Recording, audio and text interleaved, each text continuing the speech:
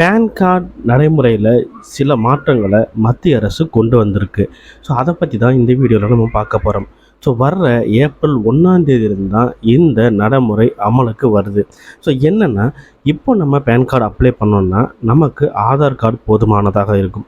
So அதை வச்சே நம்ம பேன் கார்டு அப்ளை பண்ண முடியும். ஆனால் ஏப்ரல் 1ஆம் தேதிக்கு அப்புறம் நீங்கள் அப்ளை பண்ணுறதா இருந்தால் பேன் கார்டோட பிறப்புக்கான சான்றிதழ், பிறப்பிட சான்றிதழ் அப்படிங்கிற மாதிரி ஒரு பிறப்புக்கான சான்றிதழ் நீங்கள் கொடுக்க வேண்டியதாக இருக்கும்.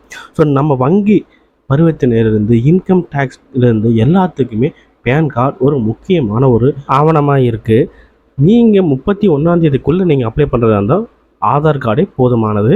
அதுக்கு அப்புறம் ஏப்ரல் 1ஆம் தேதியிலிருந்து நிறைய விதிமுறைகள் அமலுக்கு வரப்போகுது நிறைய டிபார்ட்மெண்ட்டில். ஸோ அதில் பேன் கார்டும் ஒன்று. இந்த பேன் கார்டில் நீங்கள் கண்டிப்பாக பிறப்புக்கான சான்றிதழ் நீங்கள் அதில் உள்ளிடணும். அப்படி இருந்தால் மட்டும்தான் உங்களால் பேன் கார்டு அப்ளை பண்ண முடியும். ஸோ பேன் கார்டு அப்ளை பண்ணாதவங்க உடனே இப்போவே அப்ளை பண்ணிடுங்க. எப்படி அப்ளை பண்ணணும்னு ரொம்ப ஈஸியான நடைமுறை தான். ஆதார் நம்பர் போட்டாலே உங்களுக்கு ஆதார் டீட்டெயில் எல்லாமே வந்துடும். ஈஸியாக அப்ளை பண்ணிடலாம். நீங்கள் இந்த நடைமுறையை உடனே பயன்படுத்திக்கோங்க.